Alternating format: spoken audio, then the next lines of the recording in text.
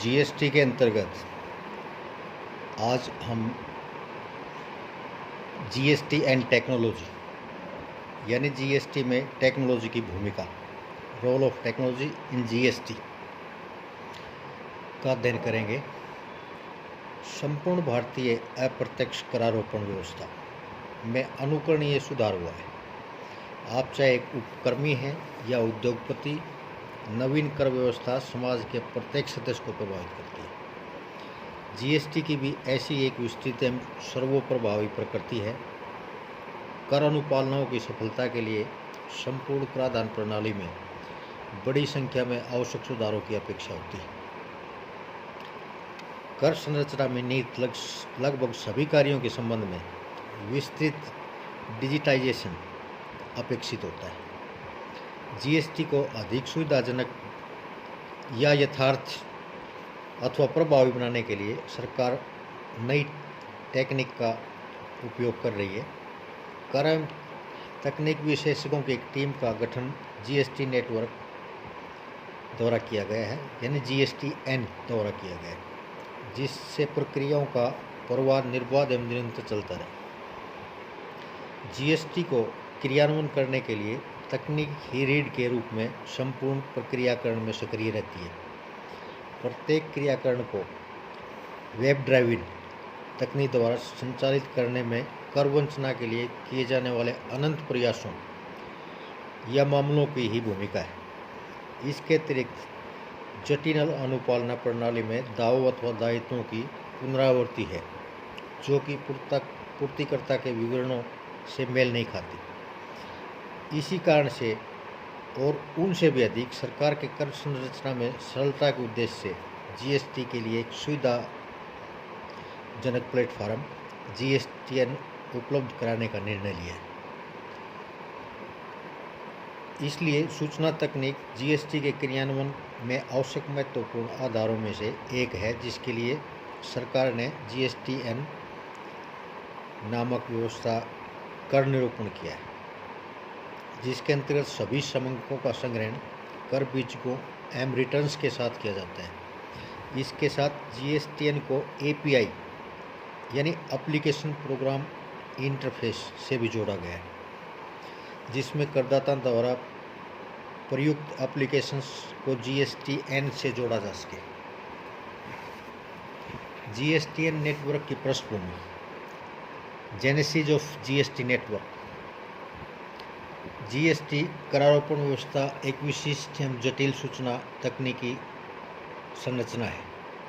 यह इस दृष्टि से भी विशिष्ट है कि इसके अंतर्गत केंद्र एवं राज्यों के मध्य सामान्य एवं विभाजनीय सूचना तकनीकी संरचना की स्थापना प्रथम बार की जा रही है। इससे पूर्व अप्रत्यक्ष करारोपण का प्रशासन केंद्र एवं राज्यों द्वारा विभिन्न विधानों, अधिसूचनाओं, नियमनों, प्रक्रियाओं एवं प्रारूपों द्वारा किया जाता है।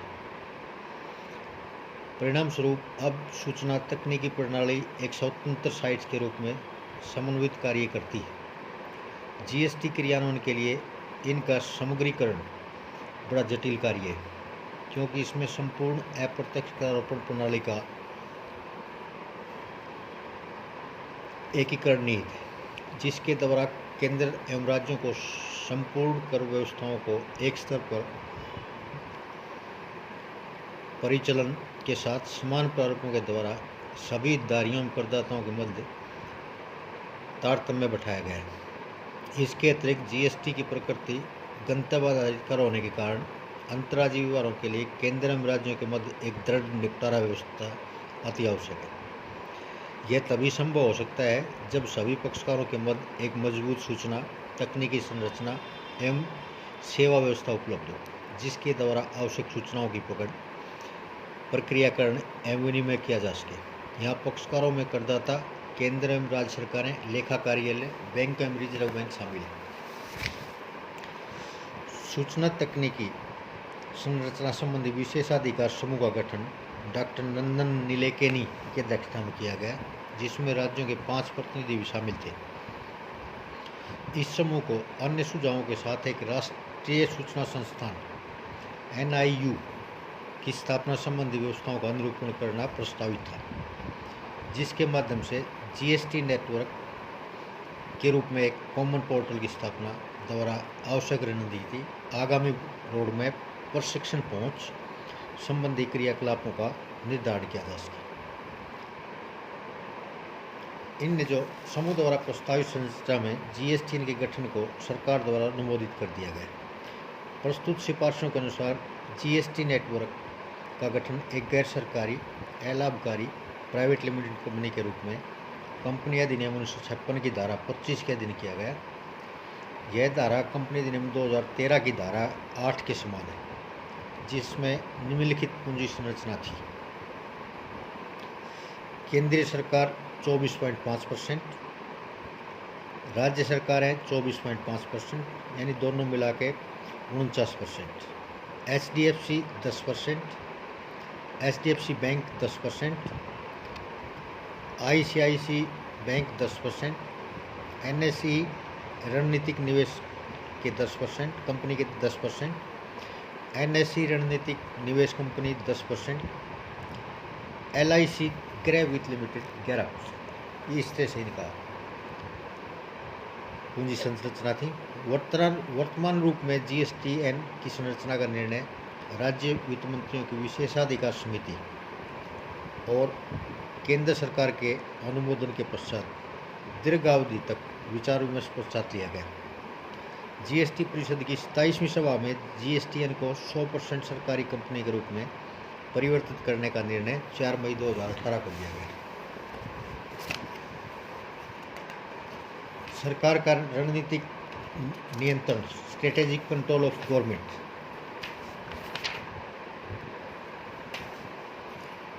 जीएसटीएन को रणनीतिक सरकारी नियंत्रण के अधीन रखने के लिए निम्नलिखित उपाय किए गए। नंबर 1, संचालक मंडल का गठन। जीएसटी के अंतर्गत AOA के अधीन प्रावधानों के अनुसार रणनीतिक महत्व के मामलों पर निर्णय संचालक मंडल द्वारा लिया जाएगा और बोर्ड के सदस्यों के मध्य समान मत लेने की होने की स्थिति में बोर्ड के अध्यक्ष का मत निर्णायक होगा। विशेष प्रस्ताव द्वारा निर्णय। अंतर्नियम के अनुसार रणनीतिक महत्व के विशिष्ट मामलों पर निर्णय केवल विशेष प्रस्ताव द्वारा लिया जा सकता है। अंशधारियों द्वारा समझौता। जीएसटीएन SPV के अंशधारियों के मध्य समझौते द्वारा व्यवस्था की जाएगी जब तक कि सरकार एक निश्चित सीमा तक अंशों का धारण नहीं करती है, परंतु सरकार का अनुमोदन भी आवश्यक होगा। जीएसटीएन में प्रतिनियुक्तियाँ। नेतृत्व एवं क्रियात्मक दोनों सत्रों पर सरकारी अधिकारियों को डेपुटेशन पर प्रतिनियुक्ति की जाएगी। जीएसटीएन का सेवा विभाग, जिसमें व्यावसायिक प्रक्रियाओं का निर्धारण, प्रारूपों का अनुमोदन और परिणामों पर नज़रसानी मॉनिटरिंग की जाती है, में निर्णायक भूमिका केंद्र एवं राज्य सरकारों के कर विभागों के अधिकारी की रहेगी। लास्ट, सरकार एवं जीएसटीएन के मध्य समझौते। रणनीतिक विषयों पर सरकारी नियंत्रण रखने के लिए सरकार एवं जीएसटीएन के मध्य समझौतों के द्वारा व्यवस्था की जाएगी जिसके अनुसार सेवाएं प्रदान की जा सकेगी।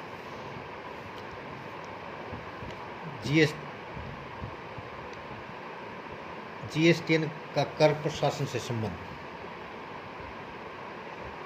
जीएसटीएन द्वारा विकसित जीएसटी कॉमन पोर्टल का संचालन समग्र जीएसटी सूचना तकनीक प्रणाली के प्रमुख अंग के रूप में किया जाएगा।